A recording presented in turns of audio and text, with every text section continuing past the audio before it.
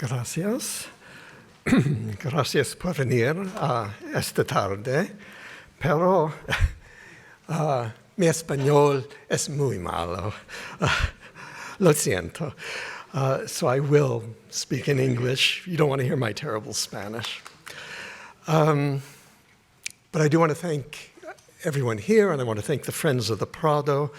It's a superb institution. You've done such good work, and it's a great privilege to be at the Prado, which I think, as an objective observer, this is the greatest museum in the world. Today, we are familiar with many images drawn from the narratives of the Gospels, the birth of Christ, baptism, miracles performed by Jesus, and the Passion, as well as depictions of the Virgin, saints, and the Acts of the Apostles. Most of these representations derive from medieval compositions, both in the West, most prominently in Rome, and in the East, in Constantinople. Ultimately, they follow the models of the time of the Roman Emperor Constantine the Great and his sons in the 4th century AD. It was Constantine who served as the most prominent patron of the fledgling church, not only legitimizing Christianity, which, although with many converts even among the Roman aristocracy, still suffered persecution, but he also paid for the sumptuous decoration of newly built churches and centers of pilgrimage in Rome, in his new capital, Constantinople, and in the Holy Land. Ancient historians record, for example, churches filled with wall paintings, mosaics, and even full-size silver figures of Christ, angels, and apostles that decorated the Lateran Basilica in Rome. Unfortunately, although many of the churches still stand, notably in Rome, including the Lateran Basilica and St. Peter's, little of the original decoration of the churches survives. Santa Pudenziana, a very ancient church, rebuilt by Constantine, was decorated with spectacular mosaics. Somewhat later than his time, around 420 AD. The church of Santa Costanza, by tradition, built as a mausoleum for his daughter Constantina in AD 354, contains mosaics of a grape harvest, and also the image of Christ greeting Peter and handing him the laws, signifying the divine endorsement of apostolic succession and the authority of the church, which was a preoccupation of the 4th century. There were once mosaics in the dome, now lost, but still visible in the 16th century when they were drawn by Francesco d'Olanda. I show this mostly because this is in the Escorial. It's not very well known, but it's really fantastic preservation of the now lost images in the apse, which show a mixture of aquatic scenes interspersed with biblical scenes, including Susanna and the elders, Tobias, the sacrifice of Cain and Abel, the sacrifice of Elias on Mount Carmel, Moses striking the rock, and possibly even Noah building the ark. The juxtaposition of episodes from the Old and New Testament was carefully considered by theologians. Early Christian theologians, steeped in Jewish tradition, read Old Testament stories as allegories of salvation and prefigurations of Christ and his teachings. It was of the greatest importance to see the Old and New Testaments as unified and then superseded by Christianity. Figures such as Jonah and Isaac, both redeemed from death, were seen as symbols for Christ. Writing around the year 200, long before Constantine, the North African theologian Tertullian observed, Isaac, when led by his father as a victim and himself bearing his own wood, was even at that early period pointing to Christ's death. This is from Tertullian's Adversus Judaeus.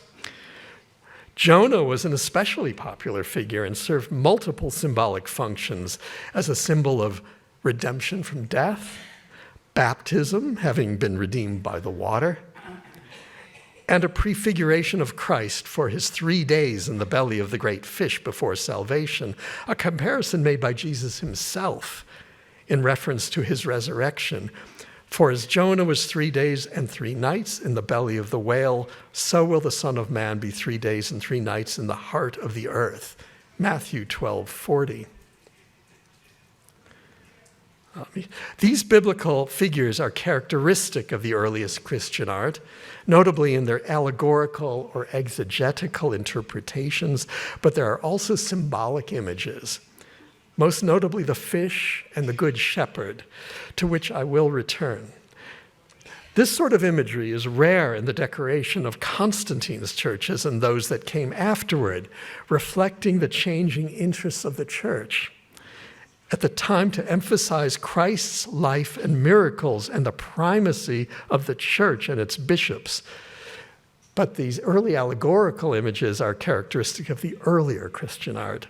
And it's this earlier allegorical Christian imagery which originated before the time of Constantine that I would like to examine today. What are the earliest Christian images? Where were they made and why? Little survives of these formative years to guide us. And for this reason, my approach is very much archaeological. I'm sort of speaking as an archaeologist, trying to understand events from a small number of scattered and sometimes unique objects, guided by the writings of the early church fathers. Only a few monuments found scattered around the vast empire, and usually quite humble, remain to provide clues to the beliefs and aspirations of the early Christians.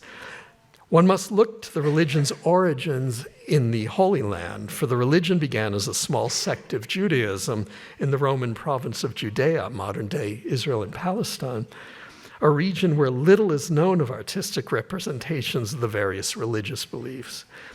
Whether the Jews of the first century used biblical imagery is a matter of considerable debate, to which I will return, but certainly nothing survives.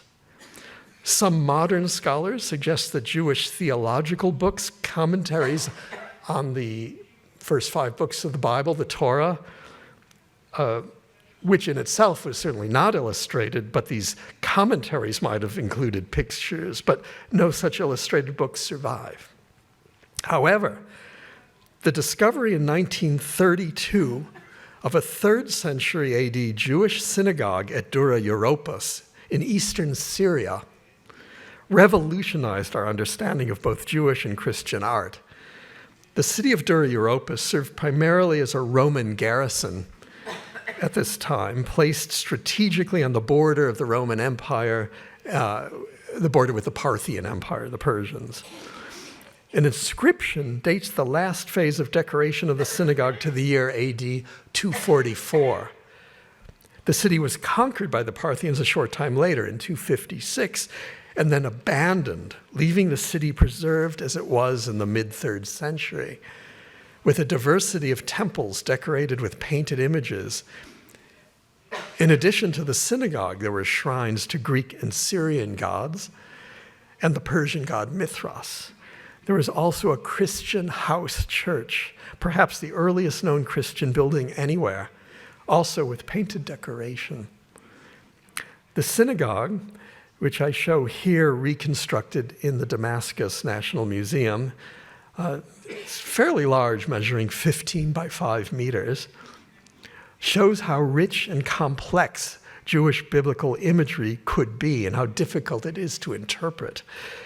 Brightly painted panels placed in 3 horizontal registers show biblical figures and episodes, among them the sacrifice of Isaac, the finding of Moses in the burning bush, Aaron in the temple, episodes from the story of Elijah, the anointing of King David, and scenes from the book of Esther. Depictions of the Ark of the Covenant are prominent, no doubt signifying the importance of God's teachings, as are pictures of the temple in Jerusalem and the holy menorah of the seven-branched candlestick. But the scenes do not form a chronological narrative and could not have been used to illustrate, for example, the weekly readings of the Bible. They're not in any kind of order. More likely, they served an exegetical purpose. The rabbi would have been able to point to the stories, to use them for instruction, perhaps in the manner of Talmudic discussion. There are strong parallels here to the teachings of early Christian theologians as well. There is, in fact, a Christian house church at Dura as well. This has been moved to Yale University in America, to their art museum, and reconstructed there. The paintings are again allegorical and not always clear in their meaning. Above the baptismal font here, this panel is the Good Shepherd, which is understandable. It's often a symbol associated with baptism. Less so are the women approaching a tomb, presumably the tomb of Christ, the sepulcher, the Holy Sepulcher, although why it's in this context, we don't know. And they're also there's a scene up above, a fairly rare image of Christ and Peter walking on water from Matthew book 14, in a large register above. And there are small images, which you can't really see on the slide, of Adam and Eve and David and Goliath. Why these? This has been much debated, and I cannot say, but the similarities to the synagogue decoration are notable, where images are juxtaposed without a clear narrative. The discoveries at Dura Europos were startling for their relatively early date, showing that an extensive range of pictorial images illustrating both the Old and New Testament was in existence before the middle of the 3rd century, a century before Constantine. Little else comparable survives, but often overlooked, I believe, is a series of bronze coins, of all things, minted at the city of Apamea in Phrygia, which is modern-day dinar in western Turkey.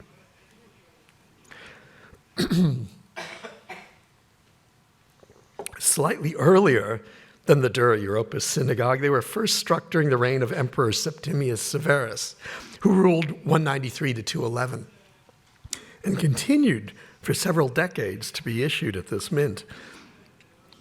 This one I'm showing you is from the Emperor Macrinus, so datable exactly to 217, 218. Provincial Roman mints like this, like Apamea, often shows local themes for their coins. And according to one Jewish tradition, Apamea was the site of Mount Ararat, where, according to the Bible, Noah's Ark came to rest after the flood. The reverse of the coin here shows two scenes from the biblical account. On the right, we have Noah and his wife in the box-like ark, afloat on waves, which are shown below, wavy lines, on which perches a dove. The ark is labeled in Greek, Noah, so there can be no doubt about the identification of the scene. On the left, the dove has returned to the ark with a branch of olive. Genesis 8:10 to 11. And Noah and his wife, now outside the ark, offer thanks to God. The coin is remarkable evidence for the existence of Jewish illustrations of the Bible. Where did it come from? Jewish communities in this region are well attested, but did they produce images of biblical stories? Was there another synagogue with painted walls like Dura Europos? Perhaps, but two consecutive scenes following the biblical account suggest a more extensively illustrated Bible. Some scholars, indeed, notably the great Kurt Weitzman, a German refugee to America before World War II, his dates are 1904 to 1993, have argued for the existence of extensively illustrated Bibles which no longer survive. And although the theory is somewhat out of fashion these days, I feel it must be correct. The most important surviving illustrated book dates only from the later 5th century. The so-called Cotton Genesis in the British Library in London, written in Greek and probably produced in Egypt. It once had more than 350 illustrations of Genesis alone, distributed over 221 pages. Preserved throughout the Middle Ages, it was this book that served as the source of the 13th century mosaics on the Basilica of San Marco in Venice, before being purchased by Sir Robert Cotton in England in the 17th century. Tragically, it was severely damaged in a fire in 1731, but enough survives to give an idea of the extent of the illustrations. Here's one of these sorry, burnt pages, this in the British Library, of Lot's encounter with the Sodomites, Genesis 19. And this is a 17th century copy, watercolor copy, accurate copy made of the creation of the plants, Genesis 1:11 to 12. It's notable that there are Christianizing elements here, such as Christ taking the place of God in the creation. Books such as this, likely influenced by Jewish tradition or Jewish models, would have served to spread early Christian imagery throughout the empire. The evidence for the existence of Jewish and Christian images in the 2nd and 3rd centuries is little indeed, but just enough to demonstrate that it did exist and was highly sophisticated. How extensively did these images proliferate in the Christian communities of the Roman Empire? Both Jewish and early Christian theologians were concerned about the very use of images. Perhaps they're cautious of the biblical prohibition of graven images, shall not create graven images, but I think primarily to avoid what was believed to be the immorality of their pagan neighbors and to protect their own smaller religions, their own integrity from being contaminated by pagans. Pagan images considered inappropriate could be seen everywhere in their communities, and they had to be careful of this. Interesting evidence for the careful thought given to what images might be appropriate and acceptable comes from the earliest seal rings of the Christians. Seals, usually engraved on gemstones, were a necessity in the late 2nd and 3rd centuries, used to mark official documents and household goods. The early church father Clement, head of the catechetical school in Alexandria, Egypt, wrote the following around the year 200. Shows the careful thought given to this. He said, "Let our seals be either a dove or a fish or a ship running with a fair wind or a musical lyre or a ship's anchor. And if the seal is a fisherman, it will recall the apostle and the children drawn out of the water. For we are not to depict the faces of idols, we who are prohibited from attaching ourselves to them, nor a sword, nor a bow, since we follow peace, nor drinking cups, since we are temperate. Many of the licentious have their lovers engraved, or prostitutes, as if they wish to make it impossible ever to forget their erotic passions by being continually reminded of their licentiousness." The passage demonstrates the theological concerns of how Christians should take part in a broader pagan society. It's an attempt to address the problem of imagery seen all around. No Christian seals from the time of Clement, around 200 that is, can be identified, perhaps, as the passage suggests, because they were carefully chosen from existing pagan imagery.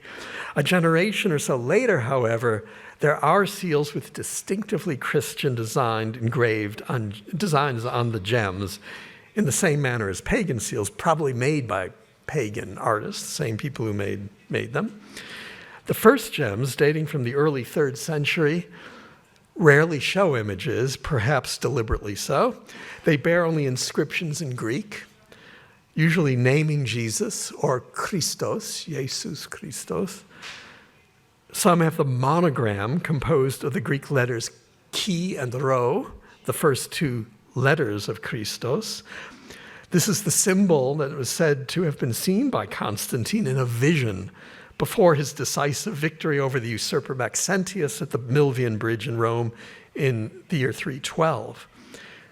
The contemporary Christian writer Lactantius, I'll show you from the time of Constantine, the Christian writer Lactantius, who is a contemporary of this event, relates the story, and we can be reasonably certain that Constantine did credit this symbol with his victory, with the divine assistance and his victory. And the image became a personal symbol of imperial power, as you can see from this silver plate. This is the letters chi and rho.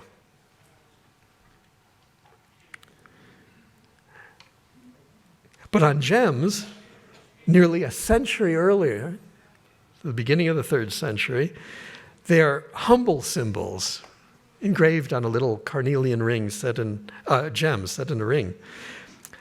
Most have been found in the Eastern Mediterranean, Eastern Turkey, Syria, although this example was found in a Roman fort in Hungary, probably brought there from Syria by a Christian soldier. Two other early symbols are of special importance. The first is the fish, in Greek, ichthus, which is an acrostic, the first letters of ichthus for the Greek Jesus Christos Theou Huios Soter, Jesus Christ, Son of God, Savior. Already in the Gospels, the symbol of the fish was present. The apostles were fishers of men. In Mark, Jesus performs the miracle of the multiplication of loaves and fish in Matthew and Mark.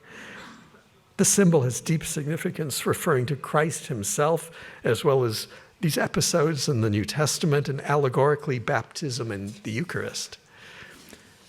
Some seals, such as this one I'm showing, bear the ichthus inscription and introduce an image of two fish flanking an anchor, a traditional pagan image that has been appropriated by the early Christians and given new meaning.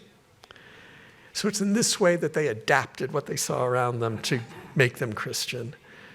Early evidence of the Greek-speaking Eastern Christians coming to Rome and bringing their new symbols can be found in this tombstone, marble tombstone of Licinia Amias, is her name, discovered in 1841 in the vicinity of the Vatican cemetery, one of the oldest Christian cemeteries. Although of traditional pagan shape and design, especially, this was probably pre-made, the top with the wreath and the DM for dis manibus, to the sacred spirits of the dead, a pagan acclamation, the Christian symbol of fish and anchor is added, along with the Greek ichthus again. And here it's ichthus zonton, which is fish of the living, signifying not only the acrostic for Christ, but also a reference to Matthew and Mark, which say, he is not God of the dead, but of the living.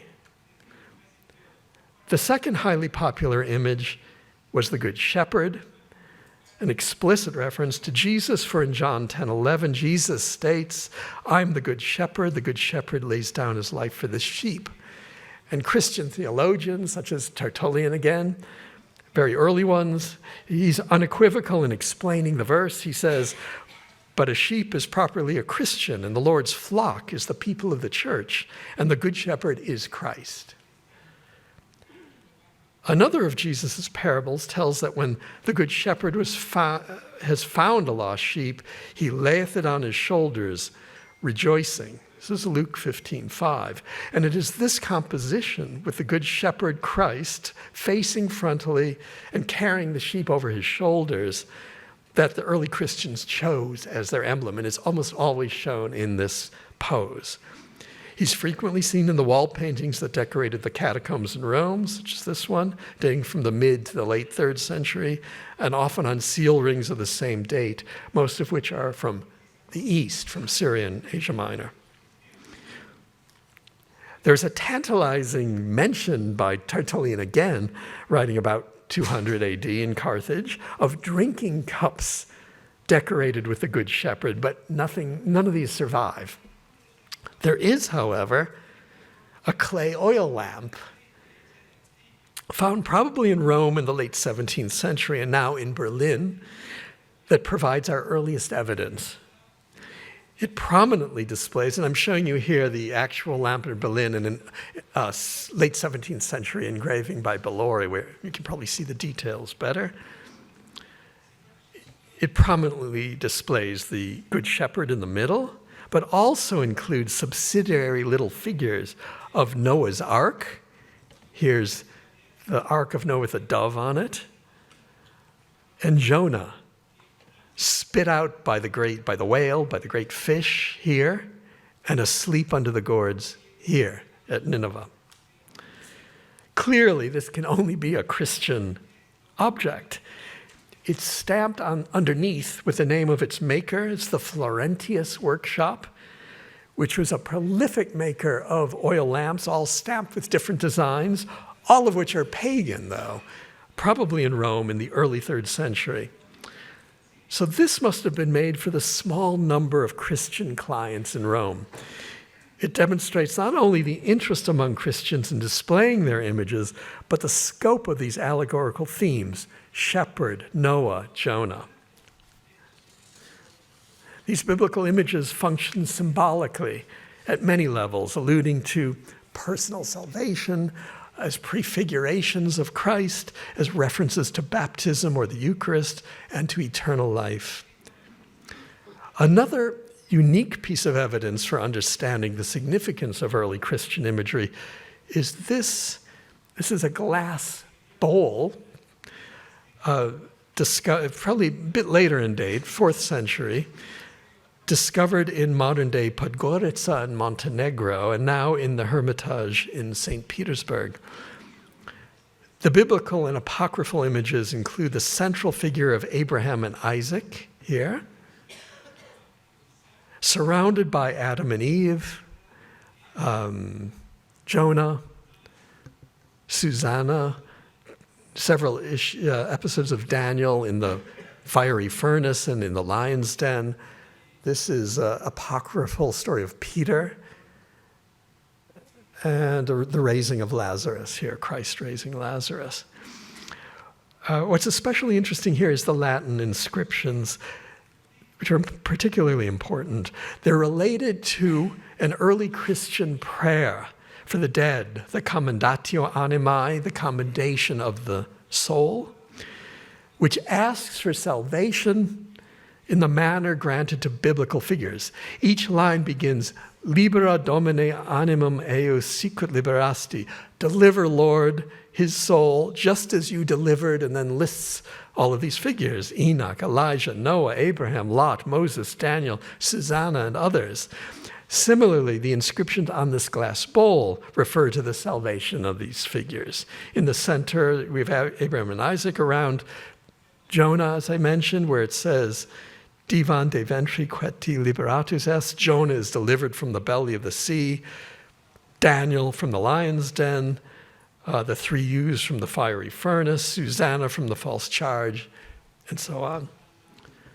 So it's quite explicitly redemption.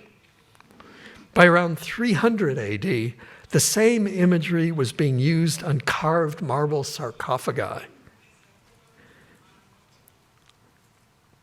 These are objects of considerable cost, indicating an increasingly wealthy Christian class. They are products primarily of Rome, and although also sometimes made and found in France, Germany, Spain, and North Africa, they're rare in the East, rare in Assyria and Asia Minor, where these earlier works I talked about came from, until a later date.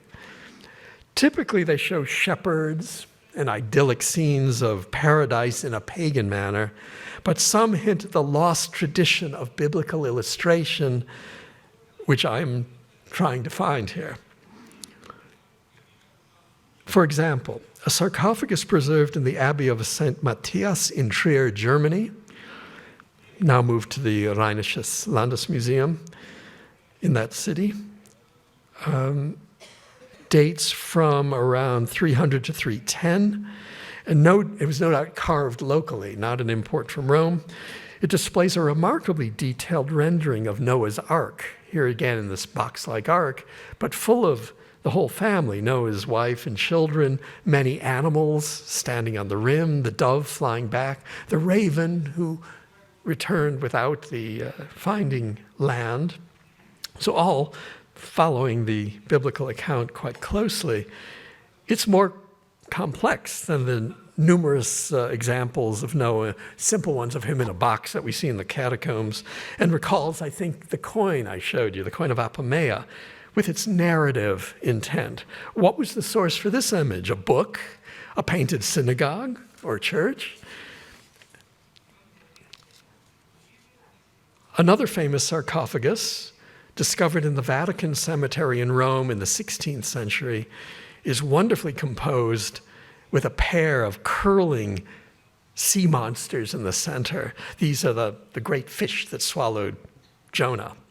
Here he's being thrown out of the boat to the waiting mouth of the sea monster. This is in the form of the ancient Greek sea monster known as the ketos. Here he's being spit out again and then asleep under the gourds at Nineveh. That's the main image on the sarcophagus.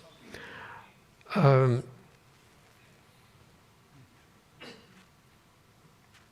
addition, there are other little images, if you can see them. Here's Noah on the ark, Christian ones as well, raising of Lazarus, Peter escaping from prison with the aid of the angel, and shepherds and fishermen. There are a good number of Christian sarcophagi with a variety of biblical scenes in Rome, dating mostly from the 4th century, a little later. This is probably the earliest of them. But during the time of Constantine, they were fashionable. But there's reason to believe that the earlier sculptural representations of these sort of images were also well known. It's just that the evidence is very thin. Few examples survive, but a stunning discovery was made in the early 1960s. Oh, this is sort of a typical Jonah scene from the catacombs, thrown from the ship, spit out again by the sea monster and under the gourds. This is the discovery. The circumstances are unfortunately unknown, but a group of marble statuettes were found somewhere in southwestern Asia Minor, modern-day Turkey, and eventually sold to the Cleveland Museum of Art in America. They perhaps decorated the garden of a private home or even a tomb. There were 3 pairs of portrait busts of an aristocratic Roman couple, man and wife, closely datable by their hairstyles, very fashionable hairstyle, to the years around 280 to 290. So slightly earlier than the Christian sarcophagi from Rome. With these busts were 5 small figures, about half a meter in height, of very, very good quality, representing the Good Shepherd, as you can see, and the story of Jonah. Here Jonah is standing in prayer with the hands outstretched. These rather remarkable images of being swallowed by the classical Keto sea monster and spit out again, and then asleep under the gourds, just as we see in the catacomb paintings. As I mentioned, the quality of the workmanship is superb, and the multiple sculptures illustrating the narrative suggest that such groups were already widely displayed throughout the Roman Empire by the late 3rd century, if not earlier, and certainly long before Constantine. It's also notable that the story of Jonah was typically shown as this series of episodes. Basically, rather than a single image, where everything else, it could have been reduced to a single image, but it's 3 or more. But the 3 key elements are Jonah thrown from the ship to the waiting monster, spit out again, and asleep under the gourds. But further scenes were sometimes admitted, such as Jonah in prayer, as I just showed, Why was the story of Jonah told episodically when other biblical stories were not? What was the source? I think, again, a book illustration is most likely. Remember that the book of Jonah is very short. It's very brief. And these 3 or 4 episodes could easily be shown on a single page, in the margins or just in a panel. Furthermore, in Jewish tradition, Jonah was read, as it still is today, on the solemn holiday of Yom Kippur, the Day of Atonement, and thus had a very prominent place in Jewish teaching. In the 1950s, the Swedish scholar C.O. Nordstrom suggested that a depiction of Noah on this kind of very beautiful ivory casket in Brescia, in Italy,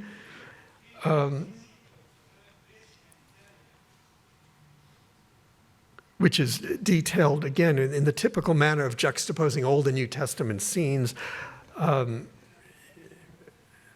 Christ's teaching, and it's a very interesting object. But Jonah is quite prominent here, being thrown out of the boat and spit out by the sea monster. But it's a very elaborate boat, and this is what Nordstrom said. There are very deliberately 6 sailors in the boat, in addition to Jonah. And he suggested this can be explained by that it reflects a Jewish tradition, which is in Jewish early commentaries, the Midrash Yonah and the Porque, Rabbi Eliezer, that the ship allegorically represents the 70 nations of the world, each with its own god. Thus, 7 figures. This story is not in the Bible, but may well derive from another illustrated book of commentary.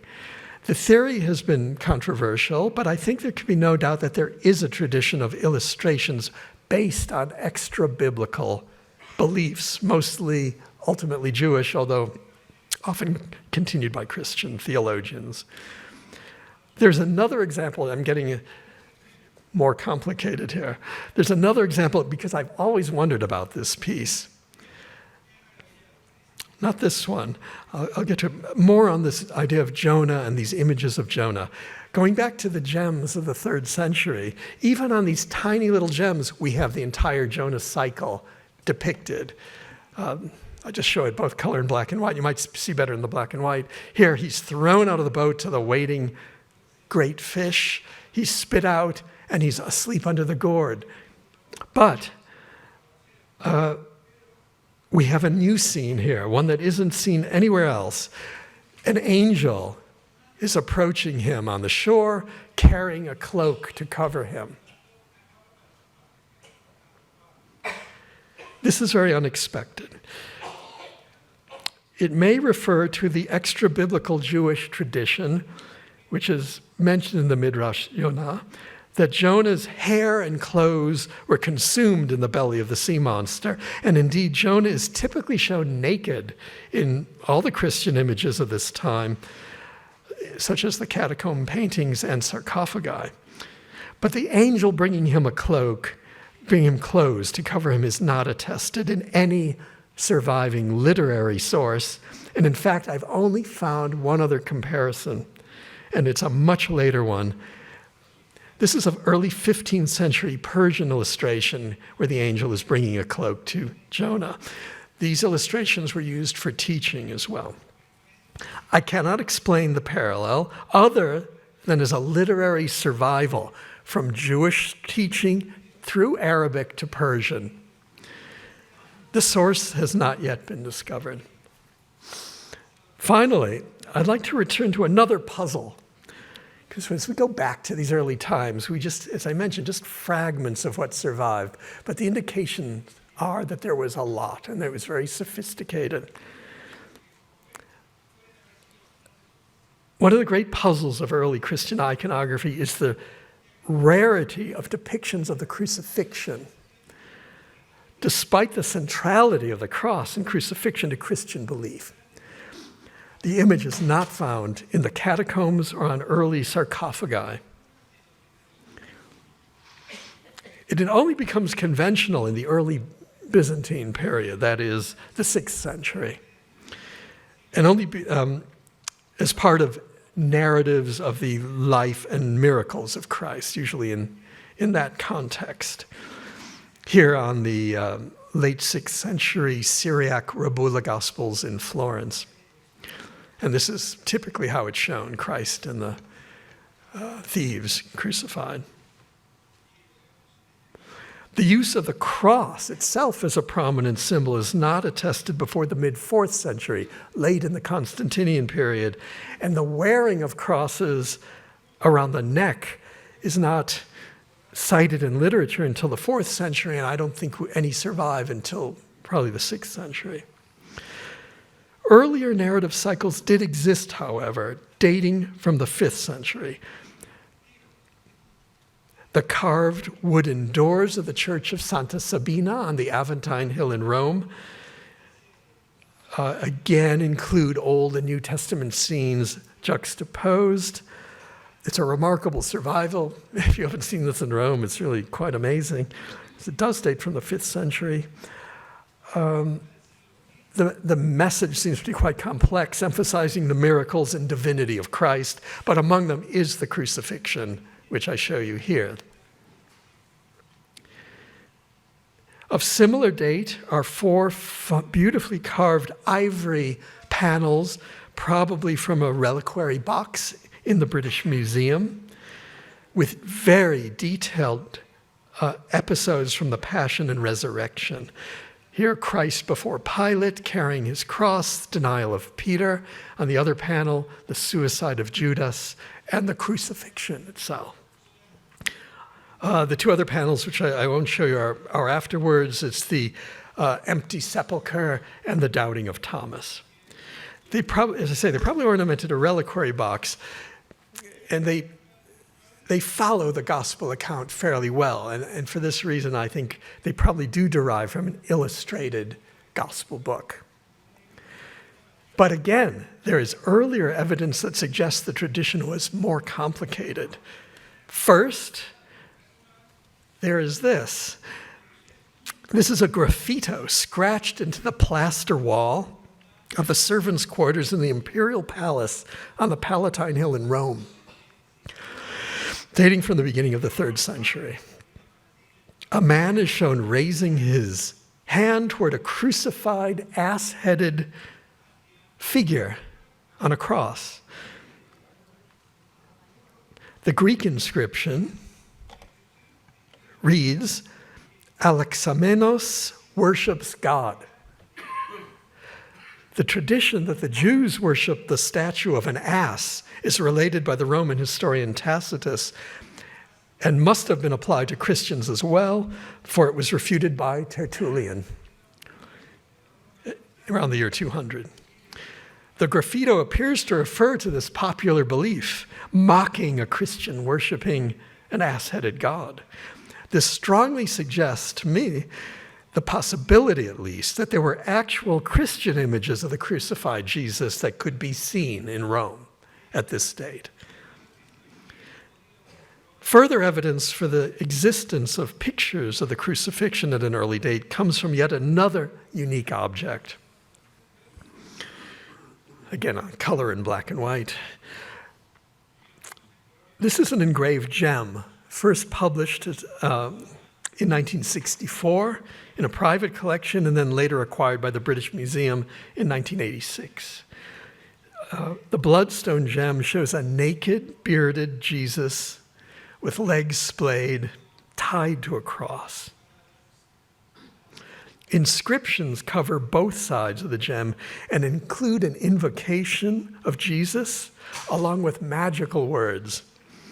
Its style and the material link this to a large group of amulets engraved with magical inscriptions and images, which were made in the East, in Egypt and Syria primarily, maybe Asia Minor, which were very fashionable in the 2nd and 3rd centuries, although I think this is the only one I can think of with Christian images. They rarely admit Christian images.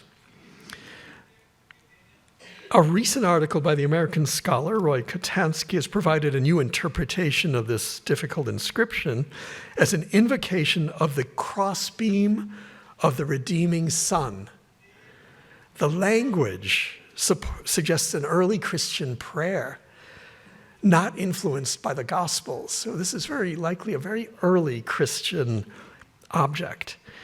It may date, I'd say it dates no later than the early 3rd century, maybe even earlier, and suggests that images of the crucifixion were already in use at this time. So I think it's one of the more important objects surviving from this period. So only tentative conclusions can be drawn from all of this archaeological tour of the few surviving early Christian monuments of the late 2nd and 3rd centuries. The allegorical and symbolic imagery, as well as the use of Old Testament images for exegetical purposes, notably as references to Christian teachings, very well reflects the rhetoric of contemporary Christian theologians, the writers. So the use of images for teaching very likely follows Jewish practices, as seen at the Dura Europos synagogue, and there may also have been both illustrated Bibles and commentaries on the Bible. Early evidence of Christian symbols, not only the fish and Good Shepherd, but even the crucifixion, is found in gems. By the beginning of the 3rd century, these practices has spread from Palestine and Syria through Asia Minor and to Rome. So what I'm hoping to say is that this very small number of very diverse objects is enough to prove that there was much more that we unfortunately do not have. So from these modest beginnings, Christianity gradually attracted converts from the Roman aristocracy, and soon after 300, the emperor himself, and that's when Christianity and its art was transformed. Thank you very much.